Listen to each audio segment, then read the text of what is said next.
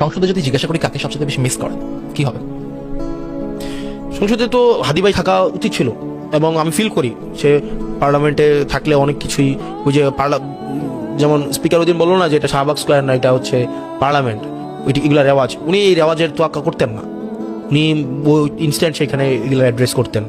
এবং এই অনেক ধরনের একটা মাফিয়াতন্ত্র আছে, রেওয়াজের মাফিয়াতন্ত্র, রেওয়াজগিরি অনেকে ওখানে করে, ওই রেওয়াজগুলো সব ছুটাই দিত উনি। আমি এমপি হইতে পারি ইনশাআল্লাহ, বাকি 299 জন এমপি চাল বের করে ফেলবো। হকের উপরে থাকবেন। আমি একা ওসমান আলী ঢাকার প্রার্থী নই, সমস্ত মাফিয়াতন্ত্রের বিরুদ্ধে 300 আসনে আমার যত ভাই, আমার যত বোন জনগণের ম্যান্ডেট নিয়ে নয়া রাষ্ট্র নির্মাণের জন্য নির্বাচন করবে, আমরা তাদের সকলের জন্য প্রচারণা করবো।